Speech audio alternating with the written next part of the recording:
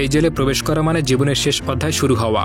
এক সাধারণ ছেলেকে পড়তে হয় এই নিষ্ঠুর বাস্তবতার সামনে, যেখানে বন্দীদের নেই কোনো মানবিকতা, আছে শুধু ক্ষমতা আর টিকে থাকার যুদ্ধ। এখান থেকেই শুরু হয় জেল থেকে পালানোর গল্প। কিন্তু সে যখন পালাতে যায় তখন একটা ট্রাকের উপর উঠে পড়ে। সে জানতো না ওই ট্রাকের মধ্যে এক প্রকার মেশিন রয়েছে যা সবকিছু গুরু গুরু করে দেয়।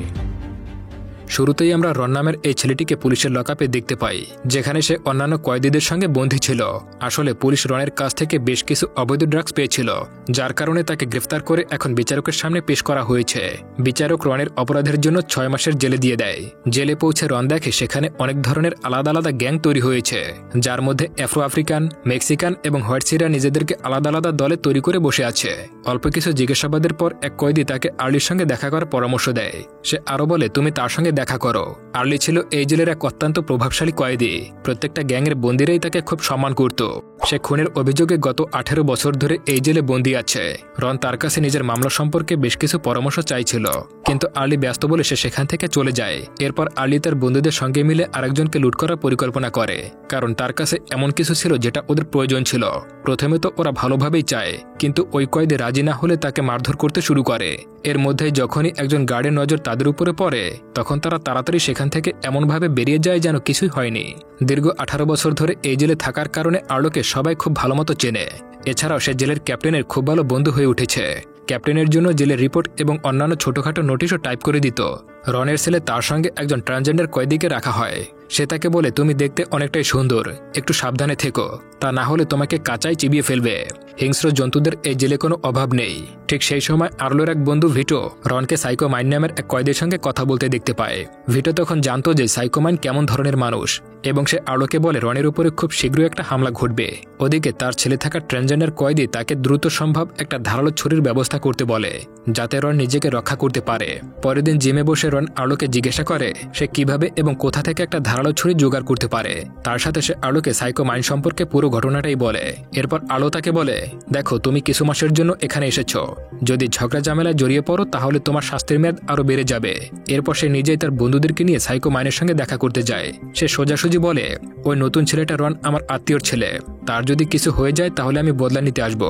আর্লোকে এই জেলের প্রতিটা গ্যাংয়ের লোকেরাই চেনে। একটা নতুন ছেলের জন্য জেলের গডফাদারের সঙ্গে শত্রুতা করা খুবই বোকামি, তাই সে সঙ্গে সঙ্গে আলোর কথা মেনে নেয়। এরপর থেকে রন ও আলোর গ্যাংয়ের সঙ্গে ঘুরে বেড়াতে শুরু করে।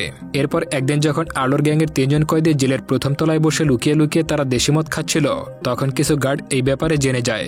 কিন্তু গার্ডরা তাদের কাছে পৌঁছানোর আগেই রন তাদেরকে সতর্ক করে দিয়েছিল, কিন্তু এর মধ্যেও তারা পুরো মদ খেয়ে ফেলতে পারে না, আর গার্ডরা তাদের সঙ্গে সঙ্গে রনকেও ধরে নিয়ে যায়। এরপর তাদের শাস্তি হিসেবে তাদেরকে আলাদা আলাদা সেলে বন্দী করা হয়। আর্লো রনের এই ব্যাপারটা খুবই ভালো লেগে যায়। সে ভাবে সে নিজের কথা না ভেবে তার বন্ধুদেরকে বাঁচানোর চেষ্টা করছিল। তাকে ধন্যবাদ জানাতে আরেক কয়েদির হাতে একটা সিগারেটের প্যাকেট এবং চিঠি পাঠায়, যেখানে লেখা ছিল, তোমাকে যখন প্রশ্ন করা হবে তখন তুমি একটাই উত্তর দেবে, যে আমি কিছুই দেখিনি। 1 সপ্তাহ পর যখন জেলের অফিসাররা রনকে জিজ্ঞাসাবাদ করে, তখন সে তাদের সঙ্গে মদ খাওয়ার বিষয়টি পুরোপুরি অস্বীকার করে আর বলে, আমি তো শুধুমাত্র ওখান দিয়ে যাচ্ছিলাম, আমাকে তো বিনা কারণে গার্ডরা ধরে ফেলেছে। এই তদন্তের পর সব বন্দীদের শাস্তির মেয়াদ আরো 1 বছর করে বেড়ে যায়, কিন্তু রন এই যাত্রায় বেঁচে যায়। ক্যাপ্টেন তখন অফিসে গিয়ে রনের নামে ভালো ভালো রিপোর্ট করতে শুরু করে, যাতে পরবর্তী শুনানির সময় জেল কর্তৃপক্ষ তার সঙ্গে ভালো আচরণ করে। এরপর রন আর্লোর সঙ্গে দেখা করে আর তাকে ধন্যবাদ জানায়। তখনই হঠাৎ দেখতে পায় যে কয়েকজন কয়েদি ফ্রি টাইমে তাদের চোখের সামনে একজনকে ছুরি দিয়ে মেরে ফেলে। সে এই ঘটনার কারণে অনেক ভয় পেয়ে যায়, আর আর্লো তখন পুরোপুরি বুঝতে পারে যে রন একদম নির্দোষ ছেলে, তার জন্য এই জেলে কোনো স্থান ছিল না। এরপর সে রনকে জেলের ডাক্তারের সঙ্গে দেখা করতে বলে। তার নির্দেশে ডাক্তার রনের কাঁধে ফ্র্যাকচারের মিথ্যা রিপোর্ট তৈরি করে আর তাকে হাসপাতালে ভর্তি করিয়ে নেয়। হাসপাতাল এরিয়া রনের জন্য অনেকটা নিরাপদ ছিল, কিন্তু সে তো সবসময় সেখানে থাকতে পারবে না। একদিন ক্যাপ্টেন রনের সঙ্গে দেখা করতে সেখানে আসে, আর সে রনকে জানায় যে আর্লোর নির্দেশে সে তাকে আর্লোর গ্যাংয়ের সেলগুলিতে শিফট করেছে। আর্লো এবং তার গ্যাংদের সঙ্গে তুমি নিরাপদে থাকবে।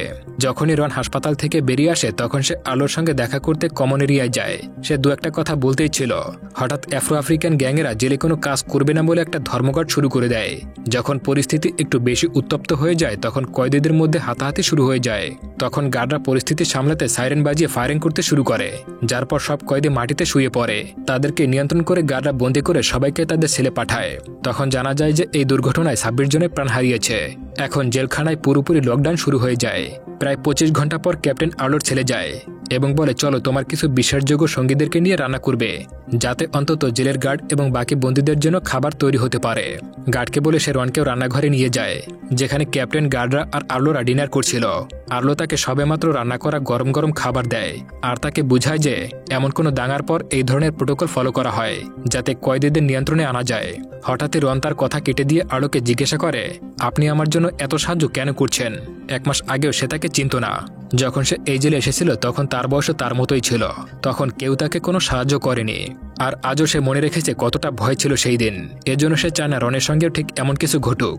যাই হোক, এভাবেই সময় কেটে যায় এবং রন ধীরে ধীরে আলোর গ্যাংয়ের খুব কাছাকাছি হয়ে যায়। আলো রনের কেস স্টাডি করার পর তাকে পরামর্শ দেয় যে জেলে কোনো একটা কোর্সে ভর্তি নিয়ে নাও এবং এর পাশাপাশি লাইব্রেরিতে কাজ করতে শুরু করো। এতে সে ভালো আচরণের জন্য পয়েন্ট পাবে এবং যেহেতু সে 3 মাস অলরেডি কাটিয়ে ফেলেছে, তাই এটা হতে পারে বিচারক পরবর্তী শুনানিতে তোমাকে মুক্তি দিয়ে দিতে পারে। আর্লোর কথা মতো রন জেলের ভেতরে নাপিতের দোকানের কয়েদিদের চুল কাটাতে শুরু করে আর তার সঙ্গে সে জেলের ভেতরে একটা কোর্সে জয়েন করে ফেলেছে। মনে হচ্ছিল যেন সবকিছু ভালোভাবে চলছে, কিন্তু এটা ছিল ঝড় ওঠার আগের নীরবতা। এই কোর্সের সময় তারই ক্লাসের এক কয়েদি রনের উপরে নজর রাখে। রনকে আলো বলছিল যে কোনো ধরনের সমস্যা থেকে দূরে থাকতে হবে, তাই সে জনসন নামের ওই কয়েদিকে ইগনোর করে তার পড়াশোনায় মনোযোগ দেওয়ার চেষ্টা করে। কিন্তু একদিন জনসন রনকে একা বাথরুমে ধরে ফেলে এবং এখন জনসন তার সুযোগ নেওয়ার চেষ্টা করছিল, কিন্তু এই সবকিছুর মধ্যে তাদের টিচার বাথরুমে এসে পড়ে, যার ফলে সেই দানবটা রনকে ছেড়ে দেয়। এই ঘটনার ফলে রনের মনের উপর একটা গভীর প্রভাব পড়ে আর সে এখন তার অসহায়ত্ব আর দুর্বলতা নিয়ে নিজেই নিজের উপরে ঘৃণা করতে শুরু করে। সে ভাবছিল যে যদি আর্লো এবং তার বন্ধুরা না থাকতো তাহলে তো এই জেলে এই দানবদের হাত থেকে সে 2 দিনও বেঁচে থাকতে পারতো না। এবার আলোকে না জানিয়ে জেলের এক বয়স্ক কয়েদিকে বলে আমার একটা বড় ছুরির ব্যবস্থা করে দিন, যেটা নিয়ে সে সরাসরি ওই কয়েদির উপরে হামলা করতে বেরিয়ে পড়ে। কিন্তু ওই বয়স্ক কয়েদি আলোকে সব জানিয়ে দেয়। সে বলে আজকে রন আমার কাছ থেকে বড় একটা ছুরি নিয়ে কোথাও গেছে। আলো দ্রুত তার ছেলে পৌঁছায় এবং তাকে বোঝায় দেখো তোমার সঙ্গে যা হয়েছে ভুল হয়েছে আর তোমার ভেতরে যে বদলার আগুন জ্বলছে সেটাও ঠিক, কিন্তু যদি তুমি তার উপরে হামলা করো এবং এই গার্ডরা যদি জেনে যায় তাহলে তোমার উপরে আরও একটা মামলা হবে। তুমি কি চাও সারা জীবন এভাবেই জেলে বেঁচে থাকবে? সে তার গ্যাংকে নিয়ে ওই লোকটাকে শাস্তি দেবে, কিন্তু এইবার রন নিজের বদলা নিজেই নিতে চায়। তাই সে আলোকে না জানিয়ে ছুরি নিয়ে সেই কয়েদির কাছে পৌঁছে যায়, কিন্তু জনসন রনকে দেখে একদমই ভয় পায় না। অন্যদিকে রনকে তার ঘরে না পেয়ে আলো দ্রুত সেখানে পৌঁছে যায় এবং সে জনসনকে দেখেই তার উপরে হামলা করে দেয়। কিন্তু জনসন বেশ শক্তিশালী মানুষ ছিল, সে আলোর হাত মোচড় দিয়ে তাকে জেলের রডের সঙ্গে মেরে দেয়। এই সময় রন পেছন থেকে সুযোগ দেখে জনসনের পিঠে ছুরি ঢুকিয়ে দেয়। এরপরে জনসন ব্যথায় কাতরাতে কাতরাতে মাটিতে পড়ে যায়। তখন সেখানে ভিটো এবং আলোর বাকি সঙ্গীরাও পৌঁছে যায়। তারা দ্রুত রন এবং আলোকে সেখান থেকে নিয়ে যায়। রনকে তার ছেলে পাঠানোর পর নিজে ক্যাপ্টেনের অফিসে গিয়ে এমন একটা ভাব করে বসে যেন কিছুই হয়নি। তার এই পরিকল্পনা কাজও করত, কিন্তু দুর্ভাগ্যবশত জনসন ছুরির আঘাত খেয়ে এখনও জীবিত বেঁচে গিয়েছিল এবং সে গার্ডদের রন এবং আলোর নামও বলে দেয়, যার ফলে একজন বন্ধুর উপরে প্রাণঘাতী হামলার জন্য তাদের 2 জনকে আলাদা সেলে রাখা হয়। এখন তাদের শুনানির দিন পর্যন্ত এই অন্ধকারে থাকতে হবে। কিন্তু আলো চুপচাপ বসে থাকার লোক ছিল না। সে টয়লেট সিটের পাইপ দিয়ে তার সঙ্গীদের কাছে বার্তা পাঠায়। সে বলে জনসনকে শেষ করে দাও। এরপর তার দলের লোকেরা হাসপাতালের মধ্যে জনসনকে মেরে ফেলে, যাতে সে আলো এবং রনের বিরুদ্ধে আদালতে কোনো প্রমাণ না দিতে পারে। জনসনের মৃত্যুর পর জেলের আইনজীবী আলোকে দেখা করার জন্য ডাকে আর বলে এই হামলার পিছনে পুরোপুরি তোমার হাত ছিল, এটা স্বীকার করে নাও। কিন্তু আলো এসব মানার জন্য পুরোপুরি অস্বীকার করে দেয়, কারণ এখন তাদের একমাত্র সাক্ষীও মারা গেছে, তাদের কাছে কোনো প্রমাণও ছিল না। যাই হোক, তারা চলে যাওয়ার পর জেনারেল ওয়ার্ডেন তাদের অফিসারকে বলে ওই বন্দী এখন জেলের ভেতরে খুবই ক্ষমতাবান হয়ে উঠেছে, যখন চাইছে যাকে চাইছে খুন করিয়ে দিচ্ছে। বিচারকের সঙ্গে কথা বলে এর শাস্তি বাড়ানো হোক আর একে অন্য জেলে পাঠানোর ব্যবস্থা করুন, যাতে করে তার এত প্রভাব না থাকে। তার সাথে তারা রনের রিপোর্টও এই ঘটনার সঙ্গে উল্লেখ করে দেয়। তারা বিচারকের কাছে শাস্তি বাড়ানোর জন্য অনুরোধ করে, কারণ ওয়ার্ডেনের মতে রনও এখন বিপজ্জনক হয়ে উঠেছে। যাই হোক, শীঘ্রই তাদেরকে আদালতে নিয়ে যাওয়া হয়, যেখানে বিচারক তাদেরকে আরও 5 বছরের সাজা বাড়িয়ে দেয়। এর শাস্তি শুনে রন একেবারেই ক্ষেপে যায় এবং বিচারক আর নিজের আইনজীবীর উপরে গালাগালি করতে শুরু করে, যার পর পুলিশ তাদেরকে ধরে আবার হোল্ডিং সেলে নিয়ে যায়। তখন সেখানে রনের বাবা চলে আসে। নিজের ছেলের এমন অবস্থা দেখে তাকে বলে তুমি চিন্তা করো না, দরকার হলে আমি শহরের সবথেকে দামি উকিলকে নিয়ে আসব, তোমাকে আমি জেল থেকে মুক্ত করেই নেব। সেই সন্ধ্যায় ক্যাপ্টেন আলোর কাছে আসে। সে সাথে করে কিছু সিগারেট আর একটা খারাপ খবর নিয়ে এসেছিল। আসলে জেলে নতুন ওয়ার্ডেন তাকে এই জেল থেকে অন্য জেলে পাঠানোর পরিকল্পনা করছে। এখন সে নাকি সকলের জন্য বিপদ হয়ে উঠেছে, তাই অফিসার ইচ্ছাকৃতভাবে হাসপাতালে ঘটে যাওয়া খুনের সঙ্গে আলোকে যুক্ত করার চেষ্টা করছিল, কারণ সেই ব্যক্তি তার এবং রনের বিরুদ্ধে সাক্ষী দিতে রাজি হয়েছিল। ক্যাপ্টেনের মুখে এই কথাগুলো শুনে সে প্রচণ্ড চিন্তায় পড়ে যায়। সে কোনোভাবেই এই জেল থেকে যেতে চায় না। ঠিক তখনই সে একটা প্ল্যান বানাতে শুরু করে, যার জন্য সে সর্বপ্রথম গার্ডরা তাকে যে খাবার দিত সেই খাবার খাওয়া বন্ধ করে দেয়। এরপর হাত কেটে কিছু রক্ত বের করে সমস্ত শরীরে লাগিয়ে দেয় আর বাকি থাকা নষ্ট খাবারগুলো টয়লেটের উপরে ছড়িয়ে দেয়। তখন তাকে এই অবস্থায় দেখে গার্ডরা মনে করছিল অন্ধকার ছেলে থাকার জন্য হয়তো সে পাগল হয়ে যাচ্ছে, তাই তাকে দ্রুত সেখান থেকে বাইরে বের করা হয়। বাইরে বের হয়ে সে সর্বপ্রথম রনের সঙ্গে দেখা করে, আর যখন সে জানতে পারে রনের সাজাও বাড়িয়ে দেওয়া হয়েছে তখন তারা জেল থেকে পালানোর পরিকল্পনা করে। এজন্য প্রথমে রন তার বাবাকে বলে যে তারা যখন জেল থেকে পালিয়ে যাবে তাদের দুজনের জন্য একটা নিরাপদ জায়গার ব্যবস্থা করতে। এরপর আলো ঘটনাগুলো গভীরভাবে নজর করতে শুরু করে যেন সে এমনভাবে পালাতে পারে যাতে কেউ তাদেরকে ধরতে না পারে। এইসবের মধ্যে তারা দুজনে একদিন গোসল করার সময় তাদের পরিকল্পনা আলোচনা করছিল। তখনই এক পাগল কয়েদি এসে জোরে জোরে গান গাইতে শুরু করে। যখন আলো তাকে গান গাইতে নিষেধ করে তখন সেই ব্যক্তি ছোট্ট একটা ছুরি নিয়ে তাদের দুজনের উপর হামলা করে দেয়। এই হামলায় তারা দুজনেই বেশ আহত হয়, তাই তাদের দুইজনকে জেলের হাসপাতালে পাঠানো হয়। এই হামলাটি করছিল আফ্রো আমেরিকান গ্রুপের লোকেরা। এর জন্য এখন সকল সাদা চামড়ার মানুষ তাদের উপরে বদলা নিতে চায়।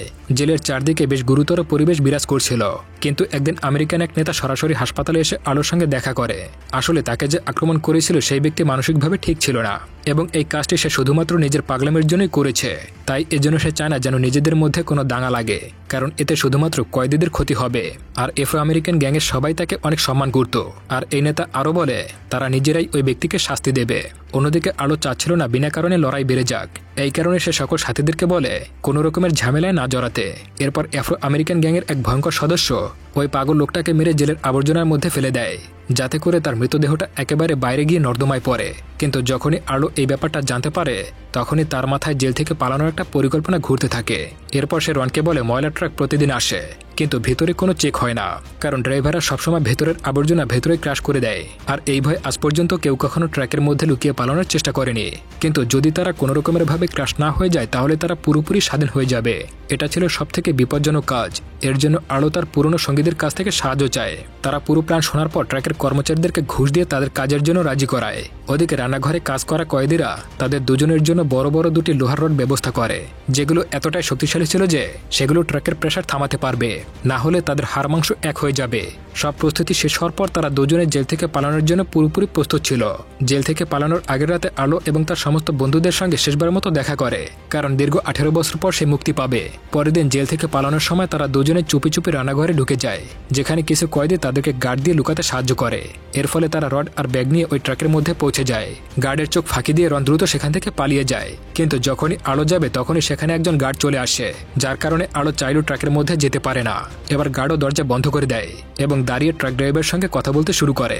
ঠিক সেই সময় রন লোহার রড দিয়ে সেটাকে আটকে দেয়। কিছুক্ষণ পর ট্রাকটি রান্নাঘর এলাকা থেকে বেরিয়ে মেন গেট পর্যন্ত চলে আসে, যেখানে নিয়মিত চেকিং হচ্ছিল। কিন্তু গার্ডদের নজর ভেতরে থাকা রনের উপরে পড়ে না। তারা প্রতিদিনের মতো শুধুমাত্র ট্রাকের নিচ ফলো করে। সেই সময় আলো খুব মনোযোগ দিয়ে প্রার্থনা করছিল যে ট্রাকটি যেন গেট থেকে বাইরে বের হতে সক্ষম হয়, কারণ সে সত্যি রনের জন্য খুব খুশি ছিল। আর শেষমেশ তাদের পরিকল্পনাও সফল হয়েছিল। এরপর আলো গিয়ে ভিটোর সঙ্গে দেখা করে।